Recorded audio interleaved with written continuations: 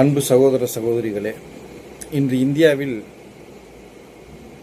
Christmas பண்டிகை கொண்டாட்டத்தின் போது வட இந்தியாவில் பல பகுதிகளில் கிறிஸ்துவ தேவாலயங்களில்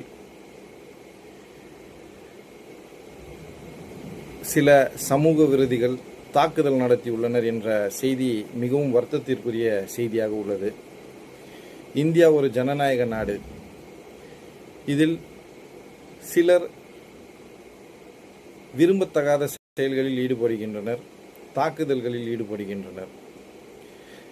இவ்வாறு நடக்கும்போது முதலில் இந்திய தண்டனை சட்டம் IPC என்று இருந்தது, இப்போது பெயர் மாற்றம் செய்யப்பட்டுள்ளது. இதில் பிரிவு 35 யாரேனும் உங்களுடைய உடலையோ சொத்தையோ சேதப்படுத்த வந்தால் அவர்களிடமிருந்து உங்களை தற்காத்துக் கொள்வதற்கு அனைத்து உரிமைகளும் உள்ளன. நீங்கள் அவர்களிடமிருந்து தற்காத்து கொள்ள அவர்கள் பயன்படுத்தக்கூடிய அளவிற்கு நீங்களும் உங்களுடைய பலத்தை பிரயோகப்படுத்துவதற்கு பிரிவு 37 அதிகாரம் வழங்கியுள்ளது. அவர்கள் லத்தியை கொண்டு வந்து உங்களை தாக்க வந்தால் நீங்களும் அதேபோல் லத்தியை கொண்டு அவர்களை தடுக்கலாம். அதே போன்று அவர்கள் எந்த ஆயுதத்தை பயன்படுத்தி உங்களை தாக்க முற்படுகிறார்களோ அதே அளவிற்கு ஆயுதங்களை பயன்படுத்தியோ அல்லது பலத்தை பிரயோகப்படுத்தியோ உங்களை தற்காத்து கொள்ளலாம்.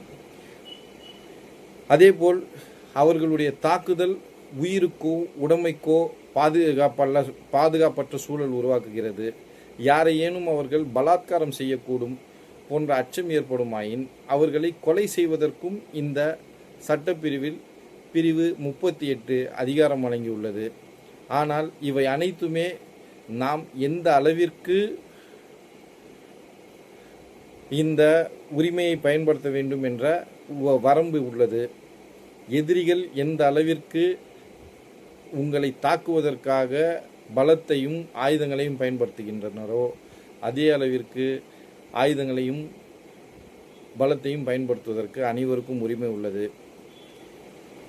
அநியாயத்தை கண்டு நீங்கள் பயந்து ஓடி செல்லாமல் அந்த அநியாயத்தை எதிர்த்து நிற்க வேண்டும் என்ற ஒரே காரணத்திற்காகத்தான் இந்திய அரசியலமைப்பு சட்டமும் சரி, இந்திய தண்டனை சட்டங்களும் சரி இந்த பிரிவுகளை உருவாக்கியுள்ளது. உங்களுடைய பாதுகாப்பு முதலில் உங்கள் கையில் தான் உள்ளது, பின்புதான் காவல்துறை உங்களுடைய உதவிக்கு வரும். நீங்கள் செய்யக்கூடிய ஒவ்வொரு விஷயமும் சட்டத்திற்கு உட்பட்டு இருக்க வேண்டும். சட்டத்தை மீறுபவர்களை அந்த சட்டத்தை கொண்டே நாம் தண்டிக்கக்கூடிய அதிகாரம் நமக்கு உள்ளது. நீங்கள் பயப்படாமல் யாராவது உங்களை தாக்க வந்தால் திருப்பி தாக்குங்கள். உங்களுக்கு இந்திய தண்டனை சட்டம் இந்த அதிகாரத்தை வழங்கியுள்ளது. இனி வருங்காலங்களில் தேவாலயங்களிலோ கோயில்களிலோ அல்லது மசூதிகளிலோ யாராவது இந்த மாதிரி தவறான விஷயங்களை செய்தால் உடனடியாக சட்டம் உங்களுக்கு வழங்கியுள்ள அதிகாரம் பயன்படுத்துங்கள்.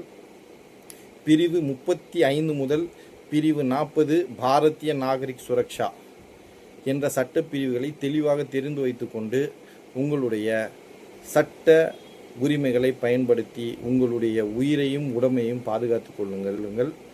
பயந்து வாழ்ந்தால் இந்த நாட்டில் வாழ முடியாது என்ற சூழ்நிலை உள்ளது. நன்றி.